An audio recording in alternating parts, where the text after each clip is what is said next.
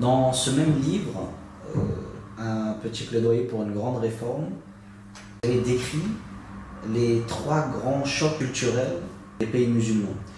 Est-ce que vous avez eu l'occasion de développer cette idée-là dans d'autres ouvrages? Et si vous pouvez nous en dire plus par rapport à ces 3 grands chocs culturels. Effectivement, parce que ce petit plaidoyer, c'était en quelque sorte le prélude, le prélégomène d'un projet. Le projet, puisque j'ai quitté la France aussitôt, n'est pas traduit en français, hein, il est resté en langue arabe. Le titre de ce grand ouvrage, c'est en arabe, c'est Al-Istibdad al-Kabir, Al-Istamar al-Mu'asir. Alors, c'est pas un seul volume, mais c'était quand je l'ai distribué en 2004. J'en ai distribué la première partie, qui était vers 250 pages, et qui traitait seulement de mi-choc civilisationnel. Alors, que veut dire un choc civilisationnel?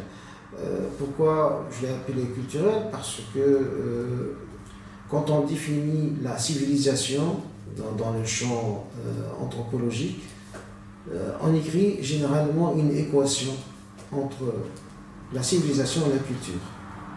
On ne fait pas de la différence. On dit que la civilisation, c'est la culture. C'est pour cela que peut-être dans le petit manifeste, j'ai utilisé le mot culturel. Mais je préfère civilisationnel parce que c'est plus parlant. Le premier choc civilisationnel, c'est le choc auquel la communauté musulmane avait fait face. C'est un choc qui a duré 50 ans. Depuis le décès du prophète jusqu'à l'entrée en masse des nouveaux musulmans, des nouveaux convertis. C'est-à-dire les gens qui sont venus de l'ancienne Perse, de l'ancienne Égypte et de l'ancienne Byzance.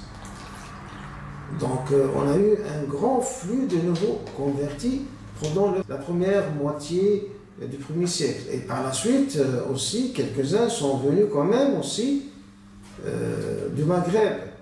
Et même ceux qui sont restés au Maghreb, qui se sont islamisés, ils ont constitué, avec leurs anciennes cultures, un élément de plus dans le grand défi auquel l'islam, encore jeune, devait faire face. Ça, c'est le premier défi qui a entraîné le premier choc civilisationnel. Quel était le résultat de ce choc? C'est ça, l'analyse du premier volume en fait. Et le premier volume était intitulé le grand plutôt despotisme, l'Istibdad al-Kabir. Parce que ce passage du gouvernement des initiés, des califes initiés, au gouvernement d'une dynastie, celui de la dynastie Omeyyade, et puis relayé par les 2 dynasties abbassides et Omeyyades en Andalousie. Donc, c'est un passage d'un système politique médinois, coranique, basé sur une forme quasi-républicaine, je ne dis pas républicaine, mais quasi-républicaine. Ce n'est pas du tout quelque chose qui s'apparente au système connu de l'époque. De toute façon, ce n'est pas maintenant l'occasion de développer ça, mais ça c'est l'un des sujets du premier temps.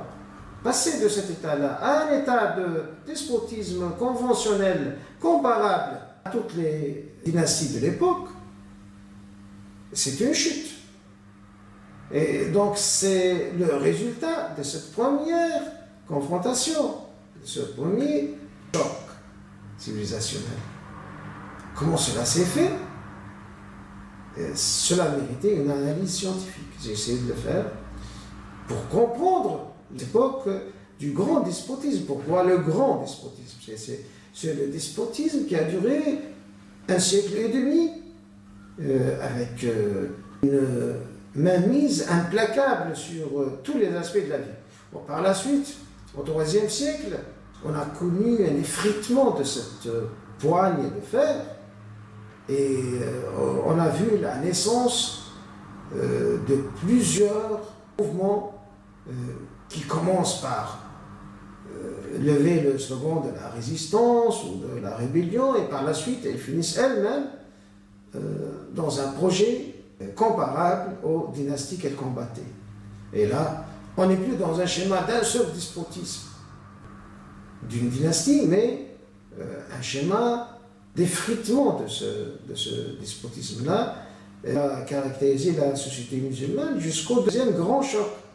Ce grand choc-là, c'est la double invasion des croisés d'une part et des Mongols, ou les Tartares, les Arabes appellent ça Tatars ou Marouls, de l'Orient. Voilà. C'était simultané. Hein. Bien sûr, les croisés ont un peu de l'avance au niveau chronologique, mais le gros de leur travail s'était fait simultanément, et des fois il y a eu des alliances aussi contre les musulmans, entre les Mongols et les croisés. C'était le deuxième grand choc civilisationnel. Après ce grand choc, ce n'est plus la civilisation musulmane qui rayonne et qui influence le reste du monde. On a commencé à avoir une assimilation, à part des croisés notamment, alors que les musulmans ont en même temps assimilé les Mongols, mais ne constituent aucun acquis. Parce qu'assimiler les Mongols, c'est quoi? C'est ajouter quoi à son palmarès? Rien du tout. On a réussi à islamiser les Mongols, donc on est devenu un peu comme les Mongols. Pas plus. De l'autre côté, les croisés, qu'est-ce qu'ils ont fait? Ils ont assimilé tout ce qui est bon dans la civilisation musulmane. Et quand ils sont repartis chez eux, ils étaient repartis avec tout ce qui est bon dans la civilisation musulmane. Et du coup, ils ont commencé leur renaissance. Là, la balance a penché de l'autre côté. Pour la première fois, on a commencé la grande reconquista, c'est-à-dire la reconquête de la péninsule ibérique. Et c'était une reconquista irréversible. Bien qu'il y a eu des sursauts de temps en temps, par exemple la contre-attaque des Moaïdes, mais c'était quelque chose qui ne pouvait pas aboutir. Pourquoi? Parce que, effectivement, alors que les Moaïdes contre-attaquaient dans la péninsule ibérique, il avait quoi comme point fort, les Moaïdes? Au départ, c'était les plus sanguinaires de toute l'histoire des musulmans. Je ne veux pas parler de l'historique des Moaïdes, c'est vraiment sombre. Mais par la suite, ils ont eu la chance d'avoir un grand penseur qui s'appelle Averroès. Qu'est-ce qu'ils ont fait d'Averroès, les Moaïdes? Le calife Moaïd al-Mansour, quand il avait été appelé à choisir entre la stabilité plutôt de son trône et l'apport prometteur du grand philosophe et du cadi des cadis, c'est-à-dire c'était le juge des juges, Averroès. Et c'était celui qui s'est proposé de faire la rénovation du malikisme. C'était un mujtahid, un jurisconsulte absolu, qui a la diligence de l'ijtihad. Donc il avait un projet de réforme et de rénovation totale. Il avait à choisir le calife al-Mansour entre les deux. Mais qu'est-ce qu'il a choisi? Il a choisi son trône. Et ce fut l'autodafé de toutes les œuvres d'Averroès. Et si ce n'était le fils d'Al-Mansour lui-même, le calife, qui avait pu sauver une copie de la plupart des bouquins de son cheikh, de son maître, et pas de tous, hein, parce qu'il y a plusieurs copies, plusieurs livres qui étaient complètement disparus, n'avaient pas pu sauver une copie. Il les a amenés où? En Égypte, où il y avait un autre philosophe contemporain qui a demandé ça pour les garder chez lui en attente de jours meilleurs. Alors là, c'était la fin de ce sursaut, entre guillemets, qui aurait pu être une nouvelle phase d'évolution de la civilisation musulmane. Mais avec son choix, le calife Moaïd al-Mansour, il avait mis fin à toutes les chances. Et c'était le déclenchement de la décadence en Andalousie, quelque peu plutôt après son déclenchement en Orient. Alors, il y a eu pendant 2 siècles une résistance d'un foyer de civilisation sous protection du califat hafside en Tunisie. Mais finalement, il a fini par capitulé devant l'armée de Charles Quint en 1535. Et donc, cette expérience hafside aussi, elle a été avortée, mais cette fois par l'agression militaire directe. Bien sûr, cette agression militaire a été justifiée par une décadence qui a gagné tous les aspects de la vie du califat hafside à Tunis. Et donc, ce deuxième choc nous a donné en Europe une renaissance, et partout dans le monde musulman, finalement, quoi? Une décadence. C'est la décadence, la grande décadence, c'est le Moyen-Âge islamique. Alors, comme les Européens ont leur Moyen-Âge du 4e siècle, peut-être jusqu'au 13e, 14e, donc quand même un millénaire, les musulmans, ils ont eux aussi eu leur Moyen-Âge, et qui varie selon les régions entre 6 siècles et 4 siècles. Alors, on doit attendre le 3e choc civilisationnel pour avoir à se mettre en question et pour sortir de la situation. On doit comprendre qu'on n'est pas du tout bien. La décadence, c'est la période où les musulmans croyaient toujours qu'ils sont bien et que les koufars, là, sont une communauté inférieure et que de toute façon, un jour ou l'autre, ils vont les chasser, ils vont les battre. Et avec quoi? Ils sont complètement à côté de l'histoire. Et ils n'étaient pas capables de voir que lorsqu'ils stagnaient, eux, les musulmans stagnaient, les Européens, alors que les musulmans stagnaient, les Européens évoluaient, et chaque jour, ils accumulaient les acquis scientifiques, et ils se débarrassaient de tout ce qui est mythologique dans leur civilisation. Et finalement, ils ont fait leur révolution industrielle.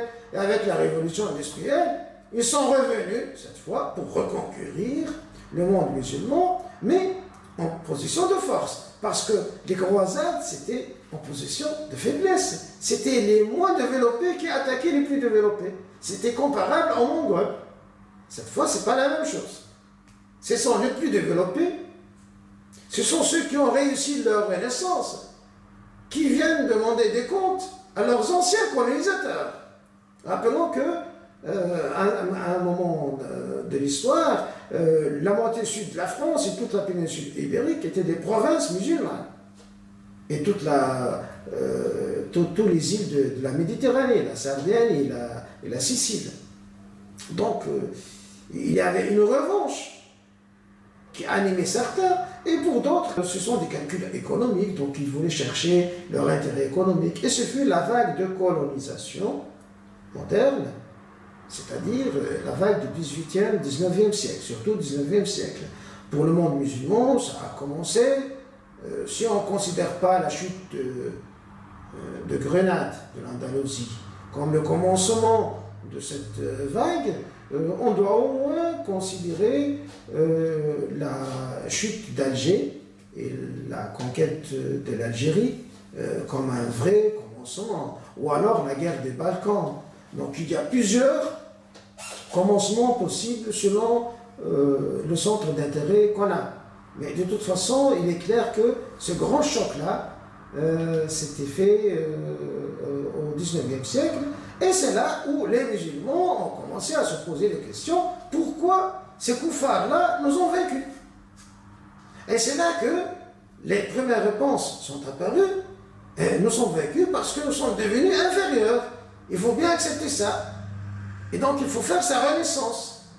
Et d'où le mouvement de la réforme et de la renaissance qui a été déclenché à la fin du XIXe siècle. Donc là, on ne parle plus de l'histoire, on parle plutôt de ce qui doit conditionner notre présent vécu.